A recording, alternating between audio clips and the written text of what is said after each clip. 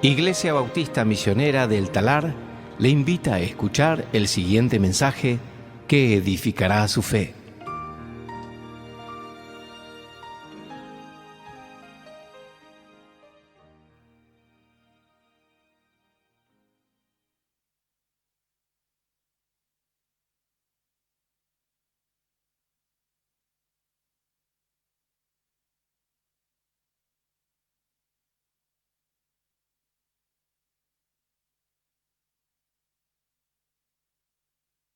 Nuestras Biblias al libro de Nehemías. Nehemías capítulo 4 en esta mañana. Nehemías capítulo 4. Dios nos ha dicho que en el mundo habrá oposición. En el mundo habrá oposición. David tuvo oposición. En el Salmo 3 dice: «Oh Señor, cómo se han multiplicado mis adversarios. Muchos se levantan contra mí. Muchos dicen de mí, para él no hay salvación en Dios». Jesús tuvo oposición.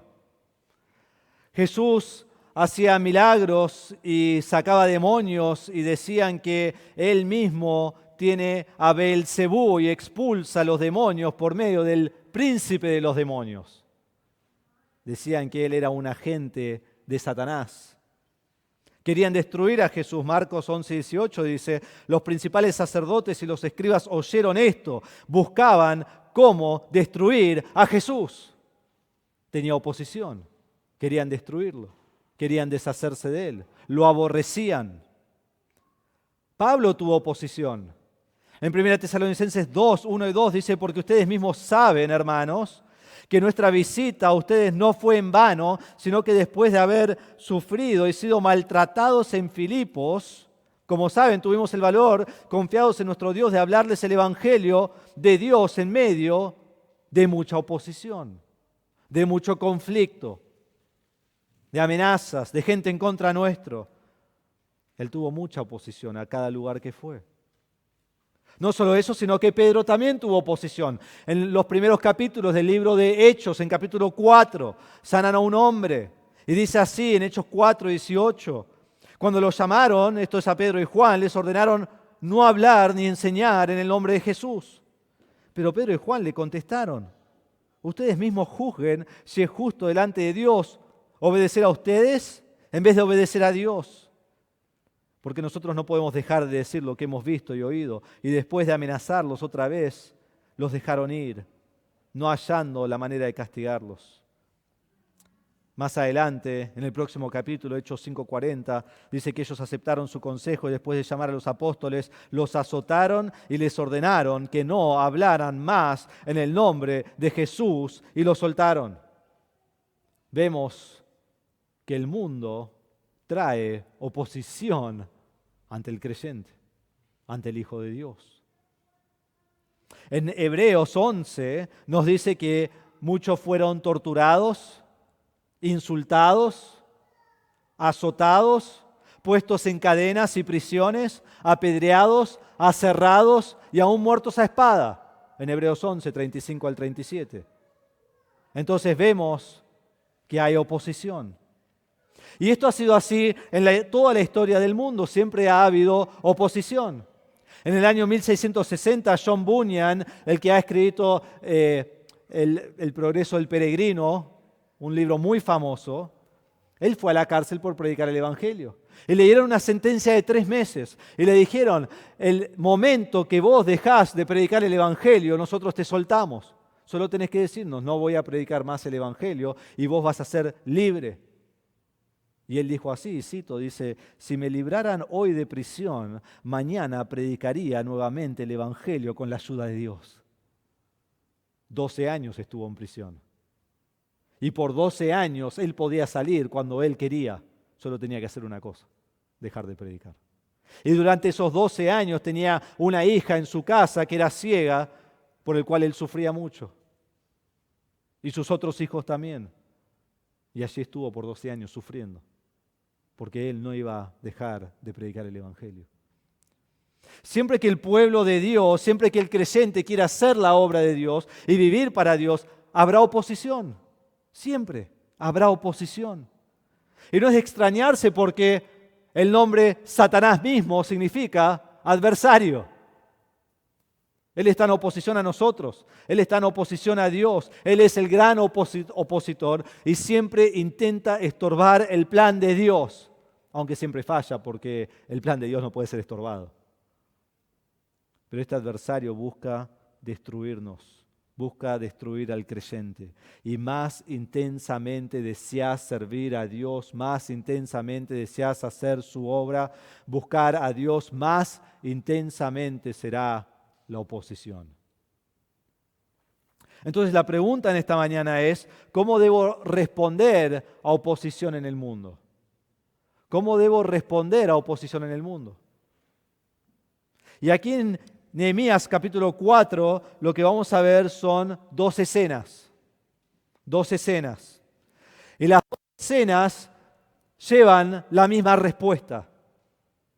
Va a haber oposición y va a haber dos respuestas. Y las respuestas son oración y acción sabia. Y después, nuevamente, en la segunda escena hay más oposición y hay oración y acción sabia. Entonces vamos a mirarlo en esta mañana. Lo primero que vemos es cuando la burla te desmoraliza, responde con oración y acción. Cuando la burla te desmoraliza, responde con oración y acción. Miren versículo 1. Cuando Sanbalat se enteró de que estábamos reedificando la muralla, se enfureció y se enojó mucho. Y burlándose de los judíos, habló en presencia de sus hermanos y de los ricos de Samaria y dijo: ¿qué hacen estos débiles judíos? ¿La restaurarán para sí mismos? ¿Podrán ofrecer sacrificios? ¿Terminarán en un día? ¿Harán revivir las piedras de los escombros polvorientos, aún las quemadas? Tobías el amonita estaba cerca de él y dijo: aún lo que están edificando, si un zorro saltara sobre ello, derribaría su muralla de piedra. Sanbalat se entera que ellos están edificando, que ellos continúan edificando el muro, que el muro está siendo cada vez más alto y los baches se van cubriendo. Él sabe que el pueblo está unánime, que el pueblo tenía ánimo, que el pueblo está reedificando, que están trabajando juntos, que todo está marchando bien, que las paredes se están reparando, que los baches se van cerrando, que los muros se van levantando, que comienzan a elevarse, a cerrarse y que pronto el pueblo tendría protección. ¿Y cómo responde Sanbalat? ¿Qué dice versículo 1? Se enfureció y se enojó mucho. ¿Por qué? Bueno, porque es un enemigo de Dios, pero porque él tiene mucho poder en esta zona, gran poder. Y ellos al cerrar su ciudad y Jerusalén y los judíos estando protegidos por Dios, él pierde mucho poder. Pero este hombre es un hombre que Satanás está usando. Y él ha estado en oposición desde el principio, que es interesante porque Satanás también ha estado en oposición desde el principio. Y cuando Nehemías vino a Jerusalén, recuerdan que él llegó a Jerusalén y capítulo 2, versículo 10, nos dice: cuando se enteraron Sanbalat el horonita y Tobías el oficial amonita, les disgustó mucho que alguien hubiera venido a procurar el bienestar de los israelitas. Ni siquiera saben qué es lo que van a hacer y les disgustó. En capítulo 2, versículo 19, iban a comenzar la obra y entonces él comienza a burlarse de los israelitas, de los judíos, para que ellos se desmoralicen y ellos no comiencen la obra. Pero ahora la obra está avanzando, y la obra está avanzando bastante. Y nos dice aquí que Sanbalat hace dos cosas. Lo primero es que se enfurece, que tiene que ver con una persona que está quemando con ira, quemando con ira. Este término mismo se usa de Dios. En el Salmo 18, versículos 7 y 8 dice así: entonces la tierra se estremeció y tembló, los cimientos de los montes temblaron y fueron sacudidos, porque él se indignó, es esa palabra, se enfureció. Y dice así el Salmo: humo subió de su nariz y el fuego de su boca consumía. Carbones fueron por él encendidos. Pero cuando lo vemos en Dios, vemos que es una ira santa, una ira contra el pecado, una ira correcta. Pero nos da la idea de cómo se siente aquí Sanbalat. Enfurecido, con humo que sale de su nariz, con fuego que sale de su boca. Pero este fuego no es un fuego santo de Dios, este fuego es un fuego directamente del infierno, de Satanás. Aborrece la obra de Dios, aborrece a los hombres de Dios, aborrece el pueblo de Dios y los quiere destruir. No solo dice que se enfureció, sino que dice allí en el versículo que se enojó mucho, estaba enfadado, estaba irritado, estaba en gran manera airado. Y su respuesta de ira fue porque ellos reconstruían la ciudad. Pero debemos entender que su enojo no fue en contra del pueblo, su enojo fue en contra de Dios. Él está en oposición a Dios. Él es un enemigo de Dios. Él está en contra de Dios. Y es muy importante entender esto para el pasaje que nosotros vamos a ver hoy de capítulo 4. Entonces comienza a burlarse de los judíos, comienza a hacer de su trabajo una broma, porque él es un enemigo de Dios. Pero debemos entender que él no está en Jerusalén burlándose de los judíos, él está en Samaria burlándose de los judíos. Él está con los otros líderes ahí de Samaria y después dice aquí, y esto es una variante textual, no sabemos si es los ricos o el ejército, puede ser cualquiera de los dos, pero allí está con ellos burlándose de los judíos. Y hace 5 preguntas. Y en cada pregunta que él se burla, y en cada pregunta que va escalando la burla que hace, noten que en cada pregunta hay algo de verdad. Porque eso es lo que hace el opositor a Dios, eso es lo que hace Satanás. Se viste como ángel de luz, hace una burla donde hay verdad, porque eso desmoraliza al creyente. Y eso es lo que vemos aquí. Y ellos podrían tener desánimo, y ellos podían deprimirse, y ellos podían tener determinación a dejar la obra y decir, tiene razón, nunca vamos a poder hacer esto, ¿en qué nos metimos? Ese es el propósito de su burla. Entonces la primera burla que él hace, dice en versículo 2, ¿qué hacen estos débiles judíos? ¿Era verdad que eran débiles? Sí, eran débiles. ¿Tenían fuerzas armadas? No, podían ser destruidos. ¿Tenían grandes trabajadores expertos para el muro? No. ¿Tenían una potencia militar? No. Ellos habían sido esparcidos, su ciudad había sido destruida y por más de un siglo, como 140 años, su ciudad allí estaba con todas las piedras tiradas, con las puertas quemadas. Y él dice, ¿qué pueden hacer estos judíos? ¿No se dan cuenta que no pueden lograr nada? Después hace las próximas 2 preguntas. Es muy interesante que no sabemos si en el hebreo es una pregunta o 2 preguntas. En la Reina Valera es solo una, en la Nueva Biblia de las Américas hay 2, pero sea lo que sea, van casi juntas. La que sigue en la Nueva Biblia de las Américas es, ¿la restaurarán para sí mismos? ¿Van a poder reedificar la ciudad? Y lo que él está diciendo es, nunca van a lograr esto. Y esta pregunta va con lo que sigue, que también está en la Reina Valera, que dice, ¿podrán ofrecer sacrificios? Y uno dice, ¿qué tiene que ver esto con el muro, con terminar el muro? El templo ya está terminado, ya pueden ofrecer sacrificios. La pregunta va a que porque ellos hacen sacrificios a Dios, piensan que Dios les va a dejar reedificar el muro. Porque ellos hacen un holocausto ante el Señor, oran al Señor, entonces milagrosamente se va a edificar este muro. Y él dice, no es así, no sean negligentes, su sacrificio al Señor no va a edificar nada. Entonces los toca justo en su fe, lo que ellos creen acerca de Dios. Y sigue, dice, ¿terminarán en un día? ¿No se dan cuenta la magnitud de la obra? Pensaron que la podrían terminar de manera rápida, de manera fácil, pero nunca la van a terminar, porque ustedes son pocos, ustedes son débiles, ustedes no tienen la gente que necesitan para terminar el muro, se metieron en algo mucho más allá de sus capacidades, no contaron el costo antes de comenzar. La obra es muy grande. Déjenla ahora antes de seguir ridiculizándose. Y luego dice, harán revivir las piedras de los escombros polvorientos, aún las quemadas. Y exagera la verdad, porque es verdad que había escombro, porque destruyeron todo y había escombro. Pero no era todo escombros, sino que tenían piedras que estaban bien y estaban intactas y las podían volver a usar para reconstruir el muro. Pero la idea va más allá de eso, a decir, esto no va a ser nunca como era antes. Esto va a ser débil. Ustedes están reciclando piedras y poniéndolas encima. Nunca lo van a poder terminar, nunca lo van a poder lograr. Y si lo logran va a ser algo que no sirve de nada.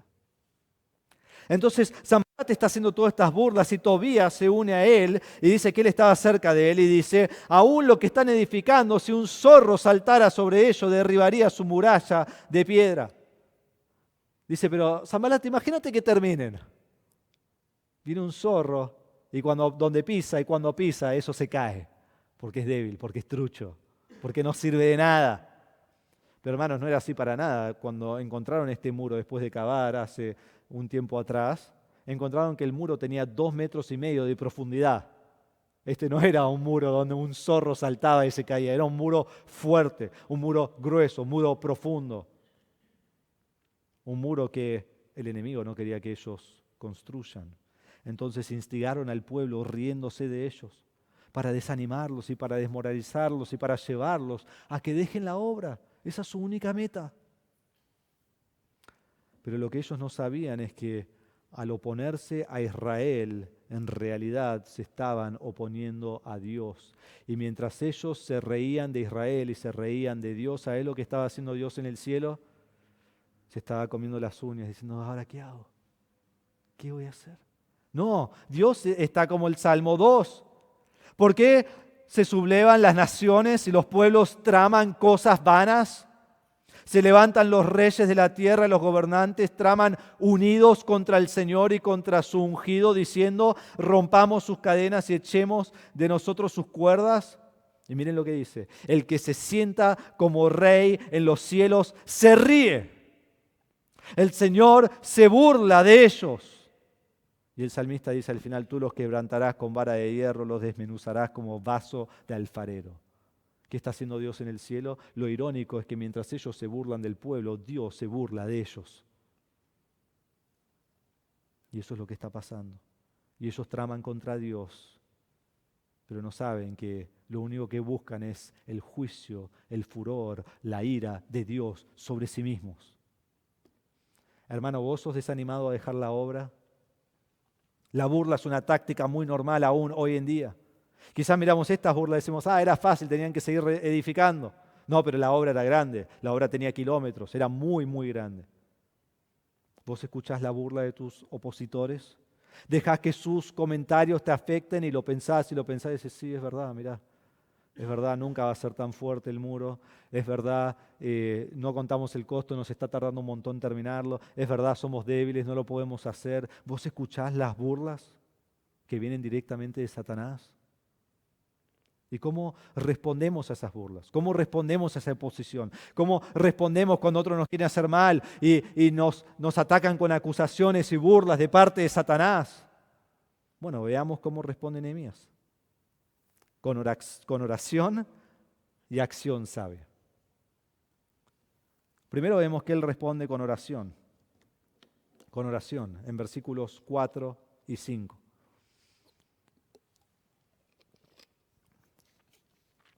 No sabemos cómo él se entera de las burlas, pero se entera. Y él va al Señor en oración porque es lo que siempre hace Nehemías. Él siempre comienza con oración. Él siempre persevera con oración. Él siempre termina cada parte de su vida con oración. Es lo que él hace, es un hombre de oración. Y es hacia donde él va. Y no nos extraña porque en capítulo 1, versículo 4, cuando él se entera que la muralla está destruida y las puertas están quemadas a fuegos, dice, cuando oí estas palabras me senté y lloré, hice duelo algunos días y estuve ayunando y orando delante de Dios. Es lo que él hace, ora. En versículo 4, cuando el rey le dice qué es lo que pide, si su vida está en juego y tiene que responder al rey, que son las próximas palabras, así que oré al Dios del cielo, porque es lo que él hace, él ora. Y su respuesta en lo bueno y en lo malo es la misma, oración. Entonces es un hombre que siempre lleva todo ante Dios en oración, sea lo que sea la causa, lo que está pasando en su vida. porque él confía primeramente y sobre todas las cosas en la soberanía de Dios, entonces lo lleva al Señor y puede descansar en que Dios hará su obra. Él sabe que Dios está a cargo. Entonces él va no al que pudiera estar a cargo ahí en Israel, además de él, no a los más grandes, él va al más grande, él va a Dios y ora a él. Y miren lo que él ora, leámoslo, versículo 4 y 5, dice: oye, oh Dios nuestro, cómo somos despreciados.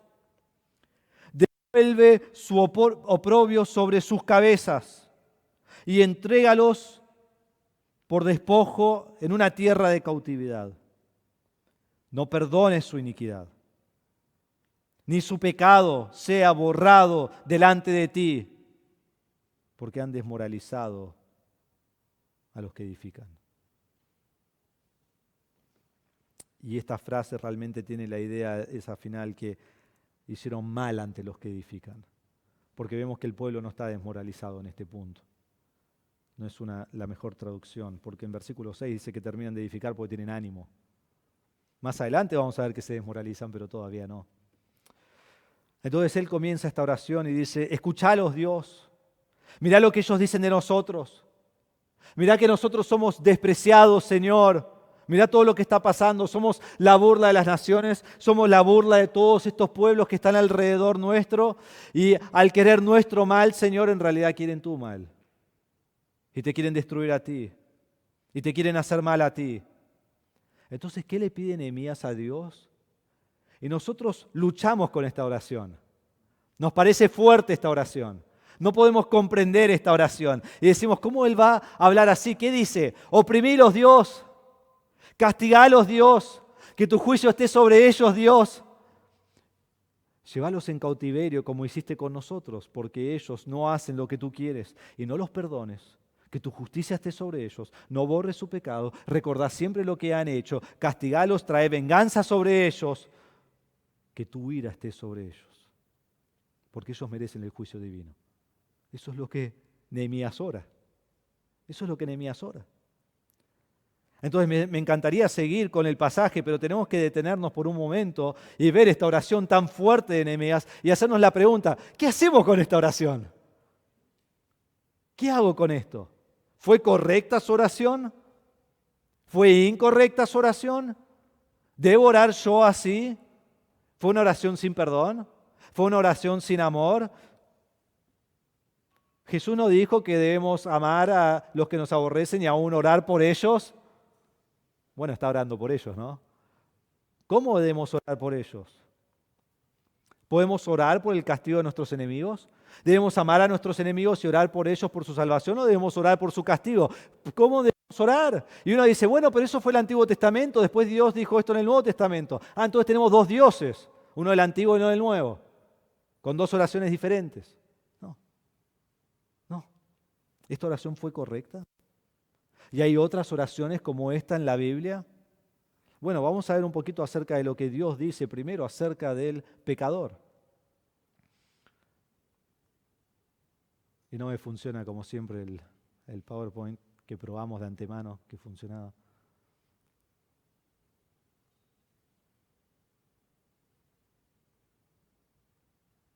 ¿Lo hice yo? Bien. En el Salmo 5, versículo 5 dice: los que se ensalzan no estarán delante de tus ojos. Y mira esto, habla de Dios. Aborreces a todos los que hacen iniquidad. ¿Quién es ese? Todos. Algunos dicen que Dios aborrece el pecado, no el pecador, pero acá no dice eso. Acá dice que Dios aborrece al pecador. Destruyes a los que hablan falsedad. El Señor aborrece al hombre sanguinario y engañador. Y después el salmista David dice al final del Salmo: tenlos por culpables, oh Dios, que caigan por sus mismas intrigas, échalos fuera por la multitud de sus transgresiones, porque se rebelan contra ti. Ese es el Salmo 5. Pásamelo, Mauro. Salmo 139.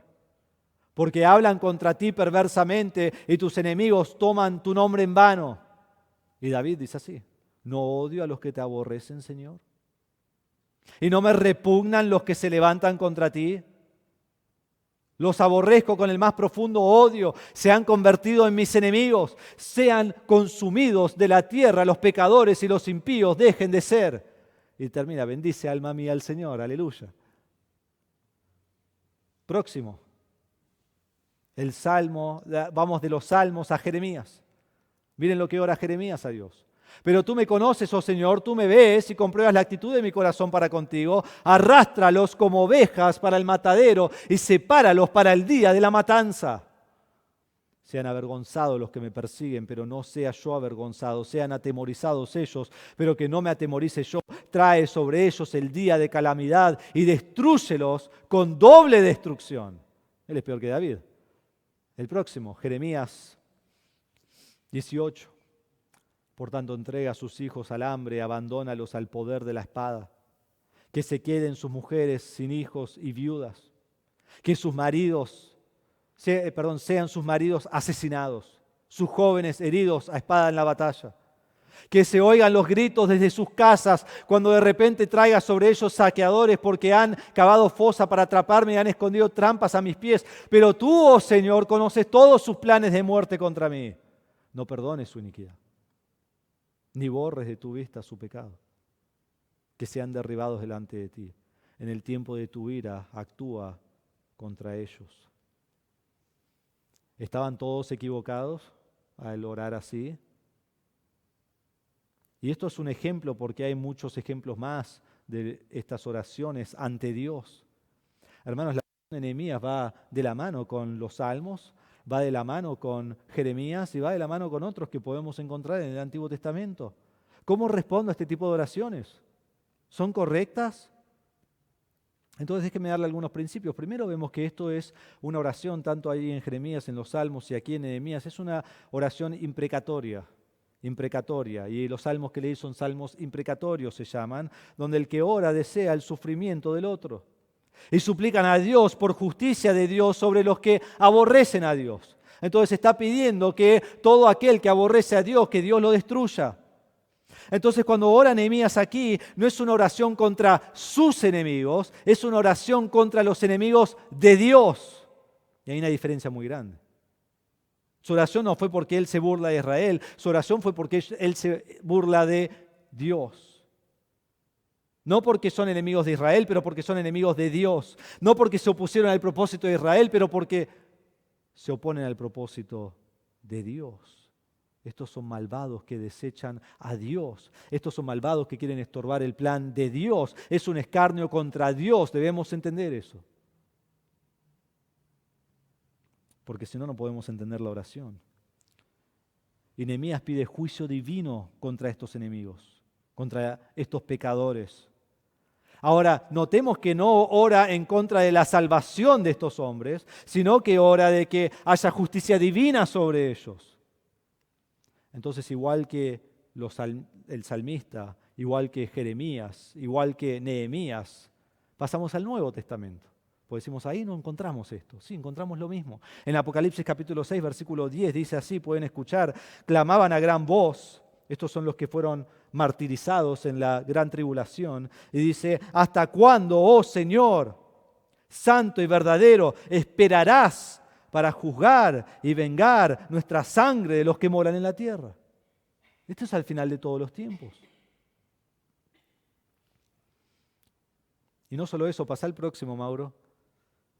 Cuando el Señor regrese, esto es exactamente lo que Él va a hacer. En el fin del tiempo, en el último momento, en la venida del Señor, es exactamente lo que Dios hará. Dice, porque cuando el Hijo del Hombre, no voy a leer todos los versículos de este capítulo, lo pueden leer, pero lo que es para este mensaje.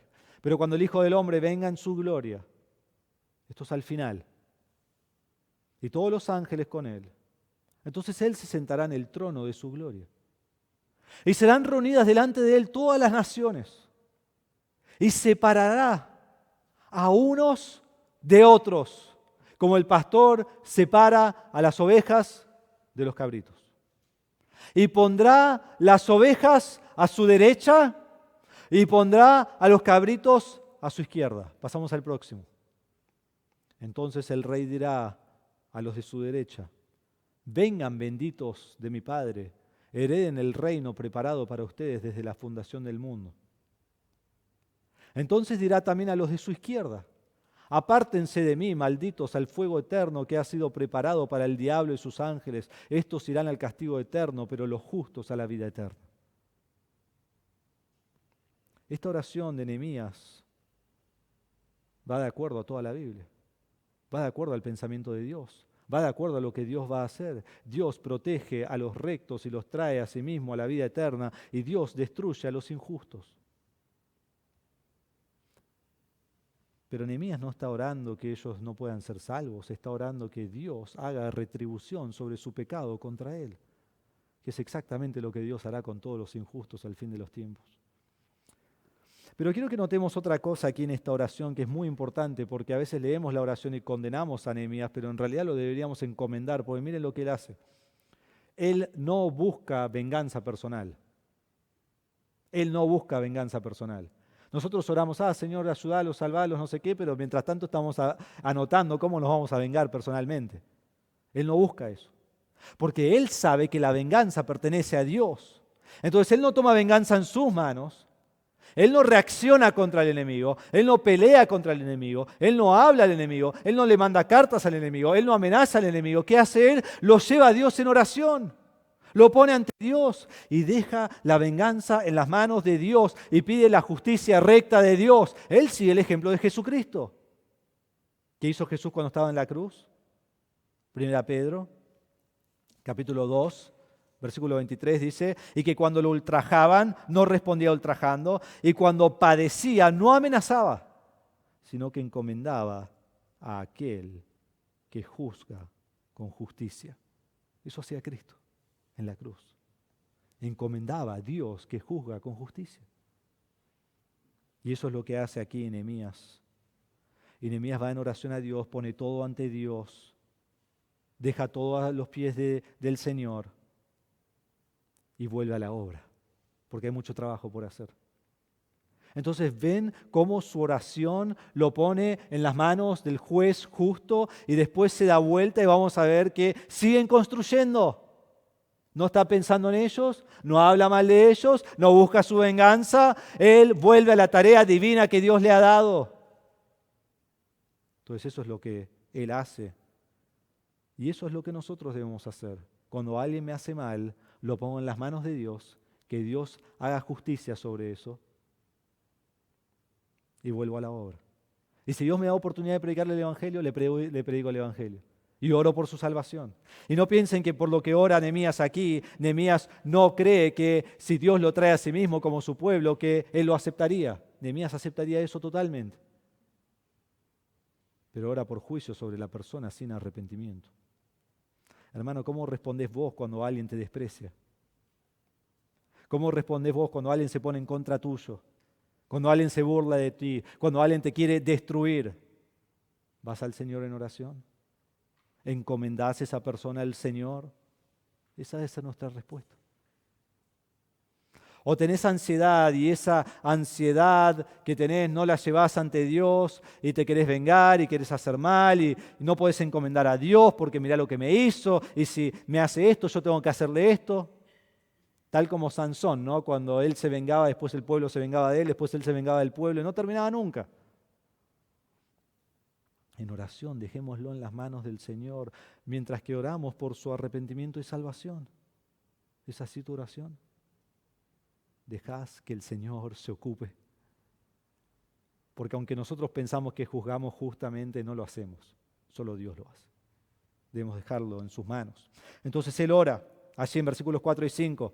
Y después en versículo 6 vemos la acción del pueblo. Entonces, ¿cómo responden? Oración y acción.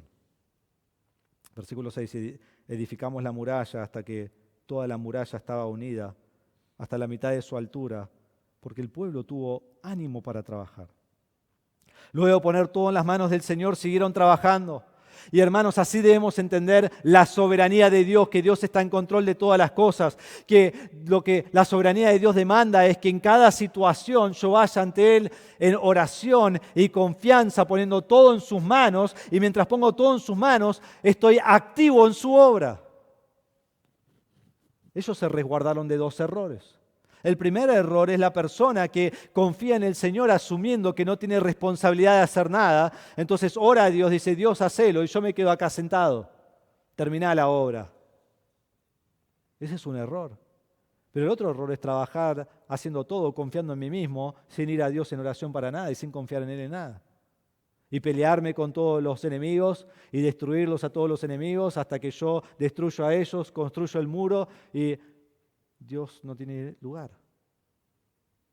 No es así. Cuando nosotros entendemos la soberanía de Dios, lo que entendemos es confío plenamente en Él mientras hago la tarea que Dios me ha asignado para hacer.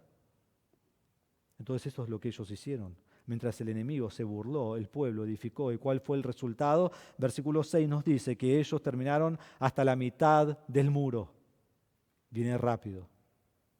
Entonces la muralla estaba unida, el pueblo estaba unido, el pueblo trabajó con ánimo pronto, juntos el uno con los otros.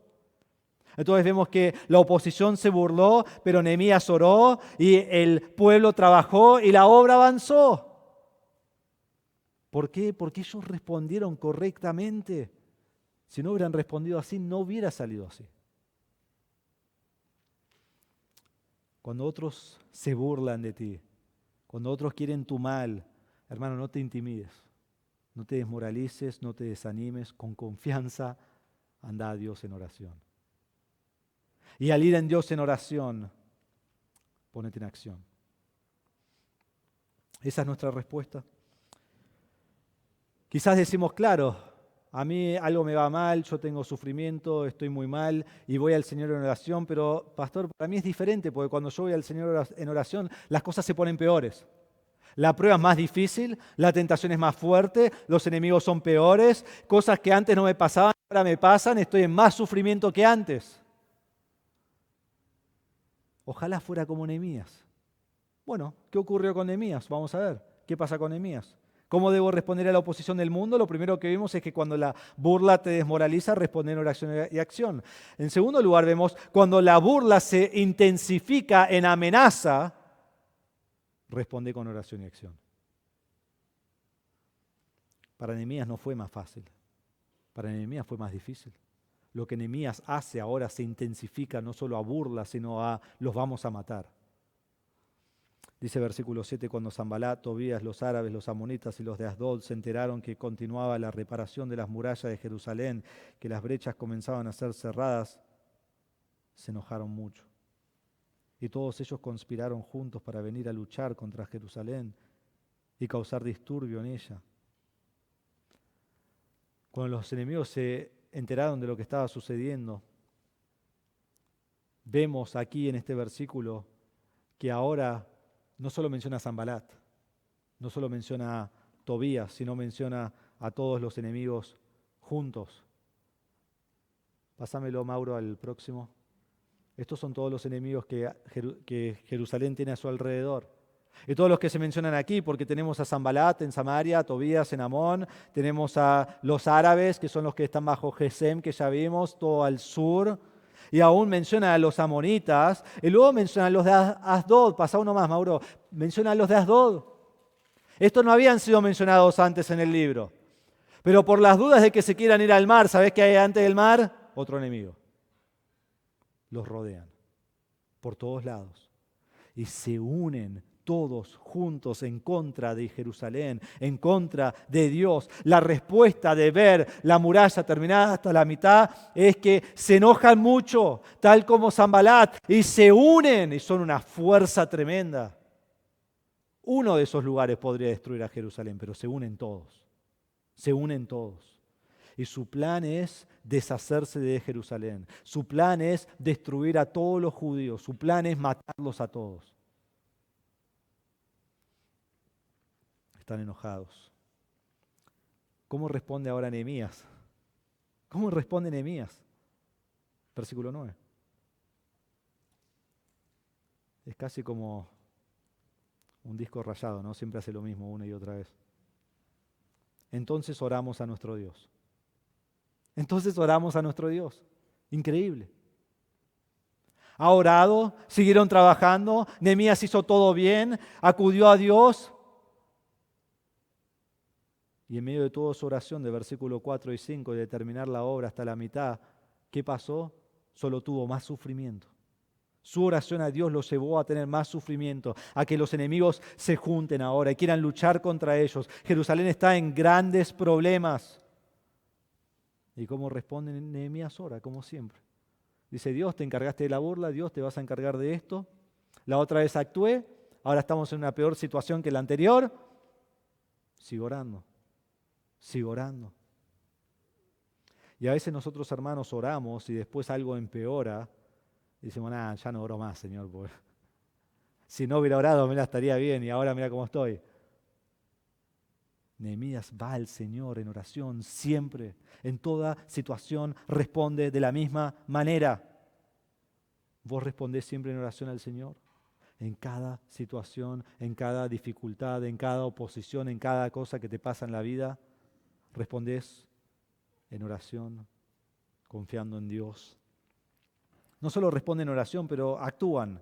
Y vemos la acción del pueblo y la soberanía de Dios, como vimos en la escena primordial, la primera que vimos hoy. Pero comienza aquí con un contraste entre el pueblo y los enemigos. Y vemos que el pueblo habla, luego los enemigos hablan, luego el pueblo habla, y luego Nehemías va a hablar. Y va a poner fin a todo lo que está pasando, porque es el único que confía en Dios. Entonces primero habla el pueblo. Y está desanimado. El pueblo no estaba desanimado antes, pero ahora sí está desanimado. Porque antes era una burla, ahora los quieren matar. Dice el versículo 10, pero se decía en Judá. Este fue el rumor que se hablaba. Esto fue lo que todos hablaban en toda la ciudad, en cada parte del muro que estaban construyendo. Desfallecen las fuerzas de los cargadores. ¿Y qué mucho escombro? Israel y los judíos no han hablado del escombro en todo el libro. ¿Por qué hablan ahora del escombro? Porque recuerdan las burlas. Y ahora lo mencionan. Hay mucho escombro, Nehemías. No podemos. Nosotros no podemos reedificar la muralla. La burla no les hizo nada. Lo pudieron superar. Pero la amenaza por su vida, no podemos. No podemos. No podemos, no tenemos fuerzas. Y versículo 11, entonces tenemos las palabras del pueblo en versículo 10, y debemos prestar mucha atención a esto. Ahora tenemos las palabras de los enemigos en versículo 11.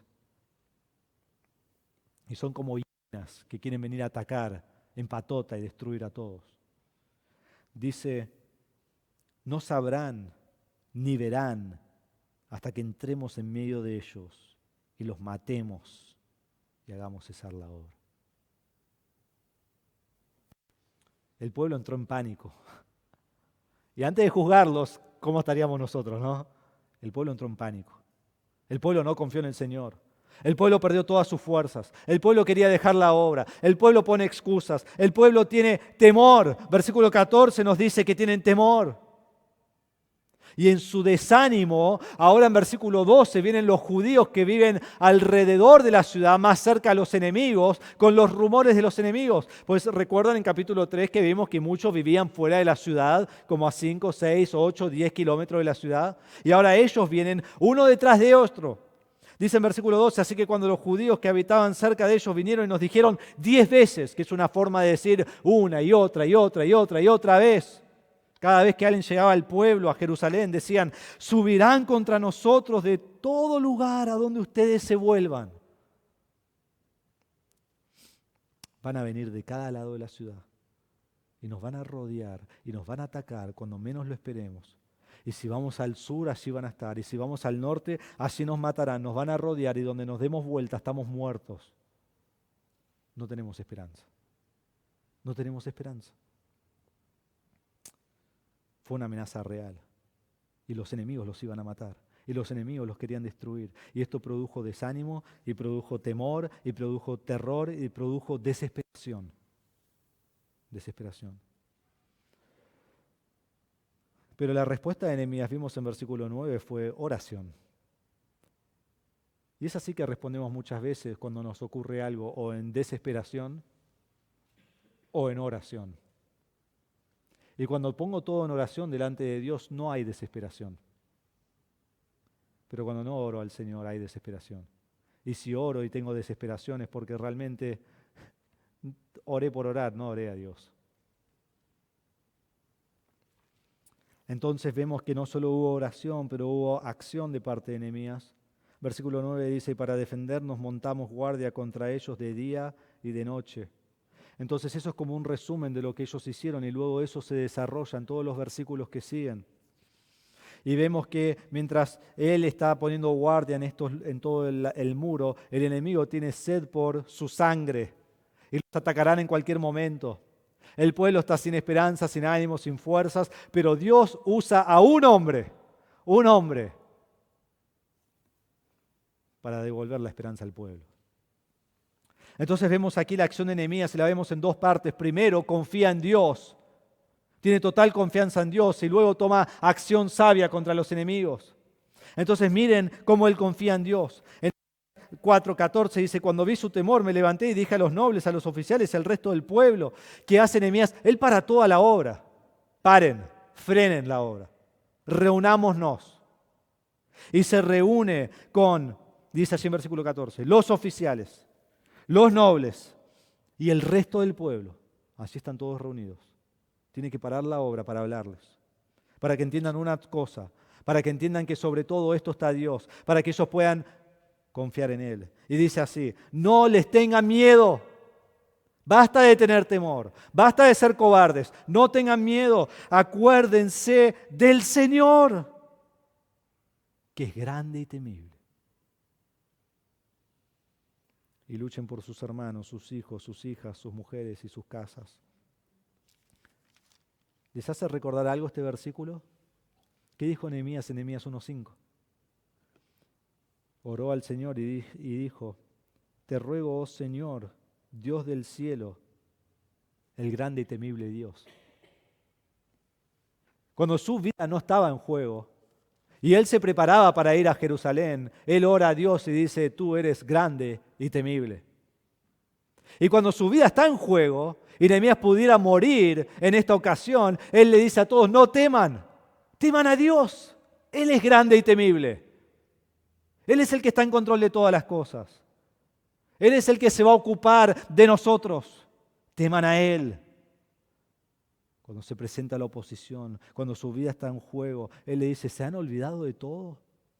¿Se han olvidado que Dios está con nosotros? ¿Se han olvidado que su mano bondadosa va a cuidar de nosotros? Dejen de tener miedo de los hombres y tengan miedo de aquel que puede destruir a los hombres, a Dios. Hermanos, nosotros muchas veces conocemos nuestra teología y aquí vemos mucha teología y conocemos nuestro estudio de Dios, entendemos intelectualmente quién es Dios. Pero cuando vienen dificultades tenemos que confiar en Dios. Tenemos que tomar eso que entendemos y que está en nuestra mente y ponerlo en práctica.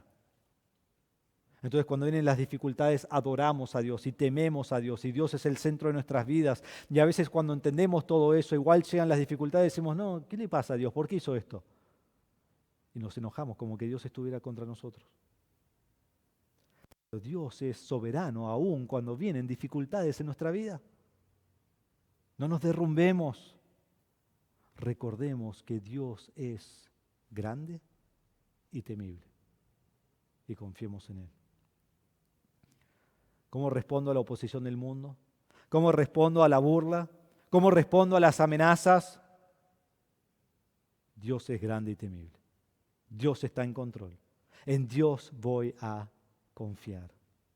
Y no solo dice esto en versículo 14, pero miren en versículo 20 dice, en el lugar que oigan el sonido de la trompeta, reúnanse así con nosotros, nuestro Dios peleará por nosotros.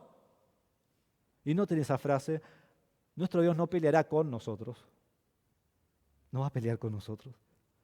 Nuestro Dios no peleará junto a nosotros. Nuestro Dios no peleará al lado de nosotros, no estará a la par ahí parado con nosotros, Él peleará por nosotros. Él va a pelear. Va a ser suya la batalla.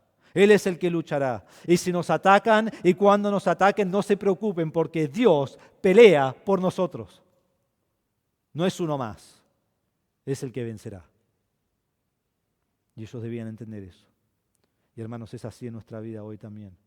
En Romanos 8:31 dice, entonces, ¿qué diremos a esto? Si Dios es por nosotros, ¿quién estará contra nosotros? En versículo 36 del mismo capítulo dice, tal como está escrito, por causa tuya somos puestos a muerte todo el día, somos considerados como ovejas para el matadero, pero en todas estas cosas somos más que vencedores por medio de aquel que nos amó. Si Dios es con nosotros, no hay nadie contra nosotros, y sea lo que sea que el hombre pueda hacernos, no importa. Con Dios puedo tener victoria sobre el pecado, puedo tener victoria sobre Satanás. Si alguien quiere mi mal, puedo tener victoria. Y aún si alguien me mata, no pueden destruir el alma. Dios es por nosotros. Y Nehemías establece su confianza en Dios y la confianza del pueblo en Dios. Pero mientras él confía en Dios, él pone un plan en acción.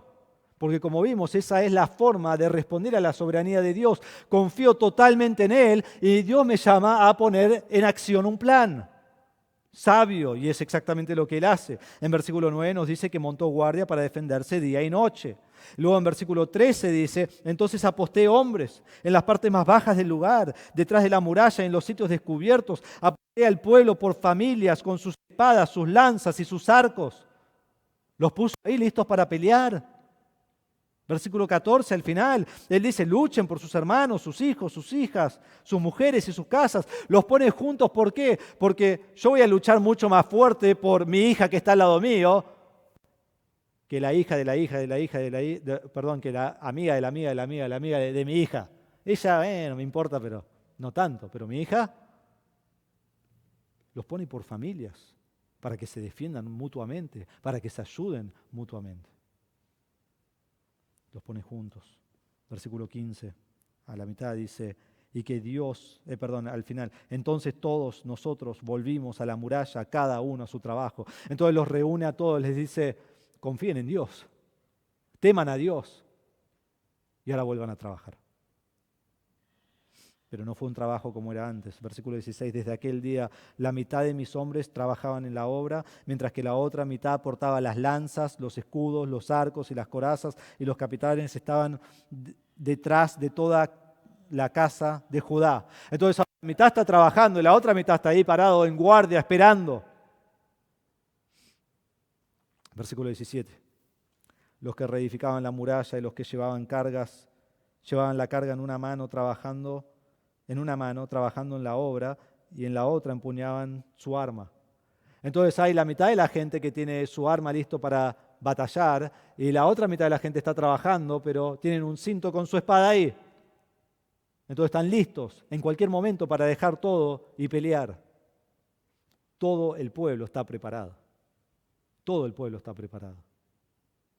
Porque mientras Nehemías confiaba en Dios, él sabía que debía tener un plan de batalla, no por su desconfianza de Dios, porque así es en la vida del creyente.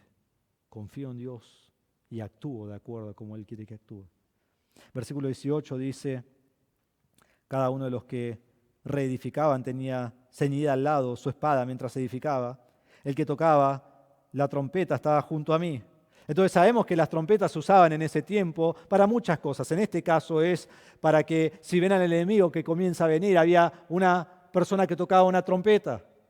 Y aunque aquí no lo dice, es muy probable que habían distintas personas en distintas partes del muro, porque el muro era de kilómetros, era largo. Entonces todos preparados para que si veían al enemigo atacar, tocaban la trompeta y se reúne todo el pueblo y está listo para pelear. Dice, dije a los nobles, a los oficiales, al resto del pueblo, en versículo 19. La obra es grande y extensa, estamos separados en la muralla, lejos el uno del otro. En el lugar que oigan el sonido de la trompeta, reúnanse allí con nosotros, nuestro Dios peleará por nosotros. Entonces dice, cuando ustedes lo escuchen, dejen de trabajar y tomen guardia, porque el enemigo viene. El enemigo viene. Hacíamos el trabajo con la mitad, empuñando lanzas, desde el despuntar del alba hasta que salían las estrellas. Entonces, ahora el trabajo fue más largo, o sea, fue más tiempo en el día. Y miren lo que dice después, si lo explico bien. Tiempo dije también al pueblo, cada hombre con su ayudante pase la noche dentro de Jerusalén para que nos sirvan de centinela por la noche y de obrero por el día. Entonces, lo que tenían es aquellos que volvían a su ciudad cada día o cada semana, o sea, cuando sea que ellos volvían, ya no volvían. Y estaban en la obra. Y ahora trabajaban desde más temprano y hasta más tarde, desde que estaba amaneciendo hasta que ya veían las estrellas. ¿Por qué? Y por varias razones. Primero, porque la mitad estaba trabajando ahora, no trabajaban todos. Y segundo, porque querían terminar el muro, porque más tiempo estaba abierto, más peligro había. Y entonces Nehemías los pone a trabajar en esta manera. Pero me encanta el versículo 23, porque en todo esto uno se tiene que hacer la pregunta, ¿dónde está Nehemías en todo esto? Ustedes hagan todo esto, yo vuelvo a mi cuarto, donde estoy bien encerrado abajo de mi cama, y me escondo, y cuando pase el peligro, si alguien sobrevive, me llama. Dice, ni yo, ni mis hermanos, ni mis criados, ni los hombres de la guardia que me seguían, ninguno de nosotros se quitó la ropa, cada uno llevaba su arma aún en el agua. Y me encanta que él se pone ahí primero. Nehemías está aquí con todo el pueblo, junto con ellos, para hacer la obra de Dios. Y nos dice que ellos... Es confuso el final del versículo, qué significa, si significa que solo se sacaban la ropa para ir a bañarse o si dice que aun cuando se iban a bañar llevaban su arma. Y distintas traducciones lo tienen de distintas maneras y distintos comentaristas lo dicen de distintas maneras. Nadie sabe bien qué significa el hebreo. Lo que sí entendemos es el punto que nos lleva. Están siempre preparados para batallar. Y hermanos, es un ejemplo perfecto de cómo es la vida del cristiano. Siempre con nuestra arma, siempre como dice Efesios 6, con la armadura de Dios, listo para batallar contra el enemigo. No todo el tiempo tengo que batallar, pero siempre estoy listo cuando tengo que batallar. Entonces vemos aquí en Nehemías 4 un patrón para nuestra vida cristiana, que debo confiar en Dios en cada circunstancia. Y debes confiar porque Él está con vos. Y debes temer a Él. Él pelea por vos. Él nunca te dejará. Él nunca te desamparará. Vos podés confiar siempre en Él porque Él está en control absoluto de cada detalle. Y decís, a mí me pasó tal y tal cosa. Dios está en control de eso. Y no solo Dios permitió que sucediera, Dios determinó que sucediera. Porque Él está en control de todo. Esa es la soberanía de Dios. Entonces yo puedo confiar en eso y confiar que Él siempre quiere lo mejor para mí, aunque yo no lo hubiera elegido. Pero puedo confiar en Él. Y cuando viene esa crisis, me aferro a Dios, me aferro a Jehová y confío en Él, que Él es perfecto y en control de todas las situaciones. Y mientras hago eso, me manda a moverme, me manda a ponerme en acción, me manda a seguir con la obra, me manda a seguir con la vida cristiana, me manda a seguir sirviendo al Señor. Cuando miramos todo este capítulo, luego damos un paso atrás.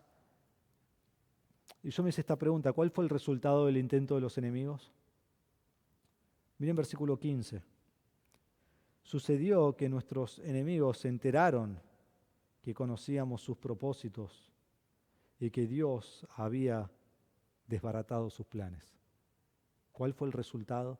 No solo que no atacaron, no solo que no los mataron, el resultado fue que Dios frustró el propósito de los enemigos.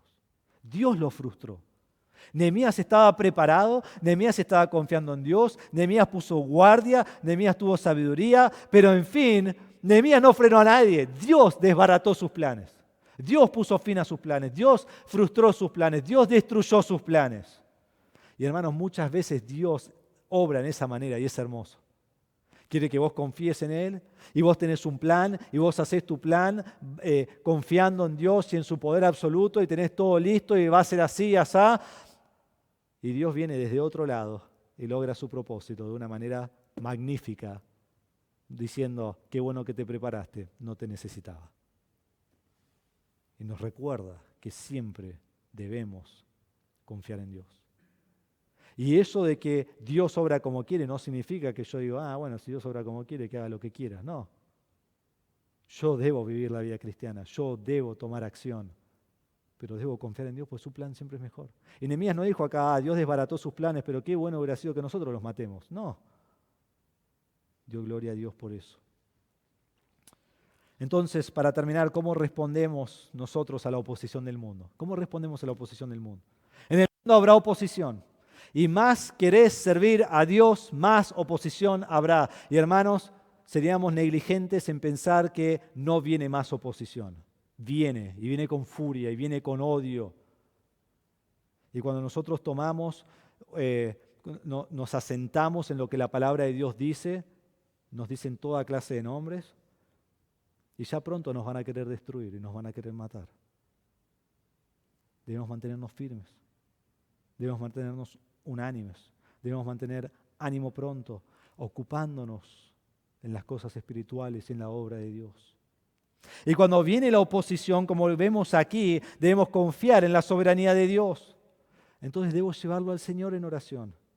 Debo poner toda mi confianza en Él y poner mi ansiedad sobre Él y los pensamientos que tengo en mi ansiedad sobre Él y mis peticiones y mis problemas sobre Él. Porque Él cuida de mí, Él cuida de ti. No debo preocuparme. Y mientras pongo esto ante Dios, debo tomar acción. Para Nehemías fue trabajar en el muro. Para Nehemías fue tomar una acción de que vigilen el muro. Él nunca fue a atacar a los enemigos, pero estaban listos para pelear si ellos eran atacados. Para vos y para mí es estar en la palabra de Dios. Y es poner en acción la palabra de Dios. Y es poner en acción cómo ser un hijo de Dios. Y en cada dificultad no desfallecemos, sino que seguimos con ánimo. En nuestra vida cristiana, en nuestro andar diario, en la iglesia. Hermano, ¿qué quita tu ánimo? ¿Qué quita tu ánimo? ¿Puedes pensar en eso? ¿Puedes meditar en lo que quita tu ánimo? ¿Qué te hace desfallecer?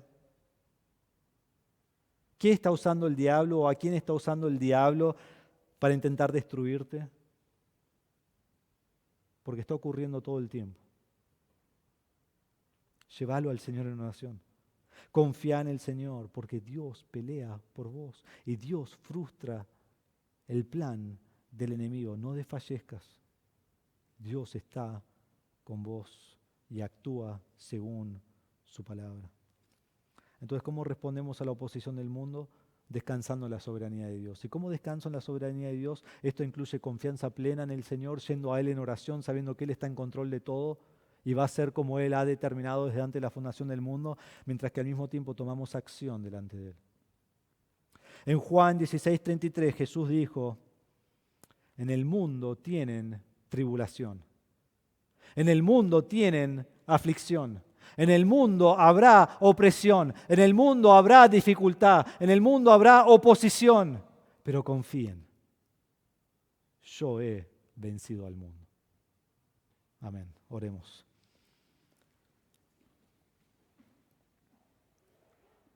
Padre, tu palabra es poderosa. Como creyentes habrá oposición. Y más buscamos servirte, más oposición habrá. De los que están afuera, sea el gobierno, sea las escuelas, sea el trabajo, el hombre aborrece a Dios y entonces aborrece al creyente. Sea alguien dentro de la iglesia, que sale de la iglesia, porque como dice Juan, estaban entre nosotros pero no eran de nosotros, entonces salieron de nosotros. Y muchas veces esas personas quieren destruir la iglesia y quieren destruir a los creyentes. Y se oponen con toda vehemencia y se burlan y cuando eso no funciona amenazan. Y quizás aún matan. Padre, debemos confiar en ti. Padre, debemos llevar nuestras peticiones a ti. Y la realidad es que nosotros queremos identificarnos aquí con Nehemías, pero si somos honestos, nos identificamos con el pueblo. Desfallecemos. Decimos, es verdad, estos escombros no se pueden reedificar, no podemos hacer nada. Dejemos la obra. Dejemos la vida cristiana. Dejemos de servir a Cristo.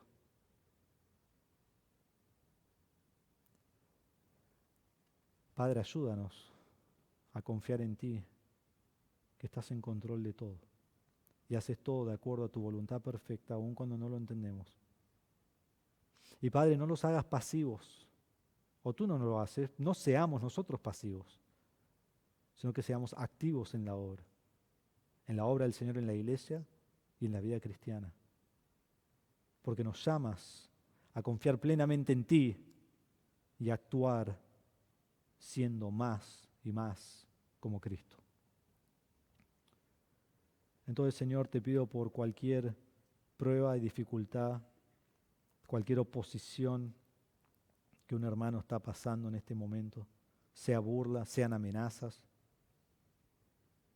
que lo encomiende a ti, que no se vengue, que perdone, que lo ponga en tus manos y que no se desanime y que no deje la obra y que no deje a Cristo, sino siga firme, porque esto te agrada a ti. En el mundo va a haber oposición, pero Cristo ha vencido al mundo. Y Padre, finalmente te pido que si hay alguien aquí que no conoce a Cristo como su Salvador, esa persona está en oposición a ti. Y aunque sea religioso, y aunque pueda asistir a la iglesia, y aunque pueda entender algo de la palabra de Dios, si no conoce a Cristo como su Salvador, es tu enemigo. Está en contra de ti. Levanta su puño contra ti. Y en el final estará en el grupo de los cabritos y será juzgado y echado al lago de fuego eterno por toda la eternidad, sufriendo lejos de Dios.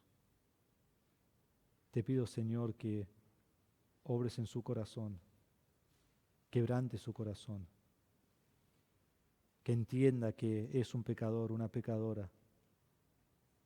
Te ruego, Señor, que se arrepienta y ponga su fe en Cristo para salvación y esté del lado ganador, porque en Cristo somos más que vencedores. Te damos gracias en esta mañana por tu palabra, en el nombre de Jesús. Amén.